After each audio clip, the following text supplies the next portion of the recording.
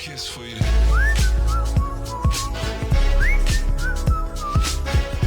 Kiss for you.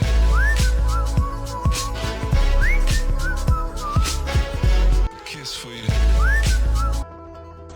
Home के tab में से मैं सबसे पहला ऑप्शन आपके सामने स्लाइड से रिलेट डिस्कस करने जा रहा हूँ। जब पावर पॉइंट पे प्रेजेंटेशंस डिजाइन की जाती है तो उसमें सबसे इंपॉर्टेंट चीजें स्लाइड्स होती हैं। स्लाइड जस्ट लाइक अ पेजेस और लेआउट, जिसके अंदर आप अपनी text, clips, images, movies, sound, charts और दूसरा कंटेंट ऐड कर सकते हैं। तो अपनी रिक्वायरमेंट यानी जो आप प्रेजेंट करना चाहते हैं, आप टेक्स्ट लिखना चाहते हैं तो अकॉर्डिंग टू द टेक्स्ट आप न्यू स्लाइड के ऑप्शन में जाकर अपने लिए स्लाइड चूज करते हैं। अगर आप स्लाइड के साथ text, chart, clip art, movie, sound या स्मार्ट ग्राफिक्स आर्ट्स ऐड करना चाहते हैं तो आप टाइटल एंड कंटेंट के अंदर जाते हैं। अगर आप यही सारी चीजें मल्टीपल चाहते हैं, फॉर एग्जांपल आप चाहते हैं कि चार्ट्स और इमेजेस भी आए, तो आप इन ऑप्शंस को यूज करते हैं। तो जब आप न्यू स्लाइड के अंदर जाते हैं तो एक्चुअल में यहाँ पर कुछ बने बनाए स्लाइड के टेम्पलेट्स मौजूद हैं, ऑप्शंस मौजूद हैं। आप अपनी रिक्वायरमेंट के हिसाब से यहाँ पर स्लाइड को चूज करते हैं और उस पर इंफॉर्मेशन देते हैं।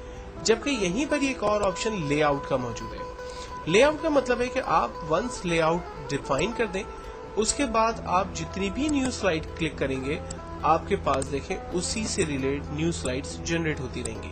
यानी आपने एक पैटर्न, एक स्टैंडर्ड जो है वो डिफाइन कर दिया।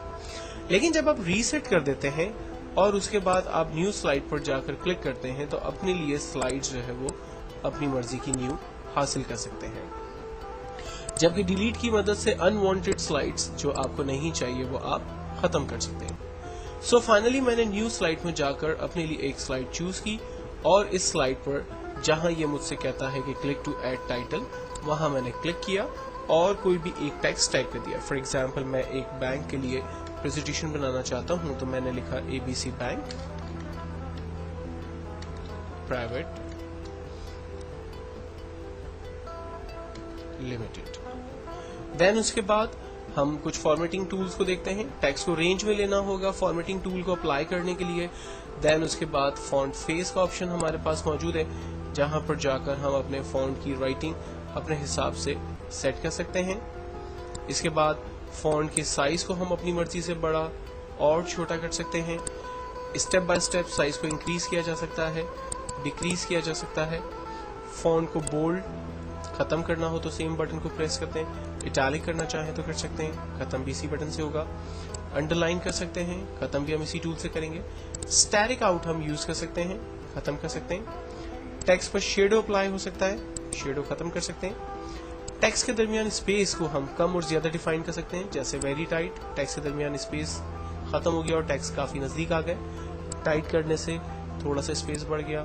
नॉर्मल टेक्स्ट हम रख रहे हैं, हम टेक्स्ट के दरमियान स्पेस को लूज कर रहे हैं, हम वेरी लूज कर रहे हैं और मोर स्पेसिंग के लिए हम इसके ऑप्शन में जाकर यहां से अपनी मर्जी से स्पेसेस को बढ़ा सकते हैं। सो फाइनली स्पेस की एडजस्टमेंट के बाद फॉन्ट की कैपिटलाइजेशन वगैरह को डिस्कस करते हैं।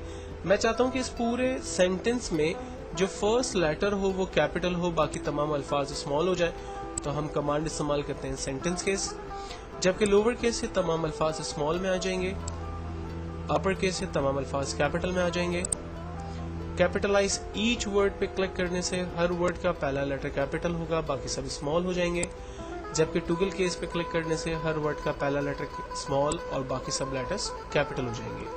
तो आमतौर पे यूज किया जाता है कैपिटलाइज ईच वर्ड, उसको हमने यहाँ पर चेक करना है। देन उसके बाद फॉन्ट कलर है, यहाँ पर फॉन्ट के डिफरेंट कलर्स अवेलेबल हैं। जिस पर भी माउस रखेंगे उसका प्रीव्यू हमें बॉटम पे नजर आएगा। फॉन्ट के कलर हम सेट कर सकते हैं।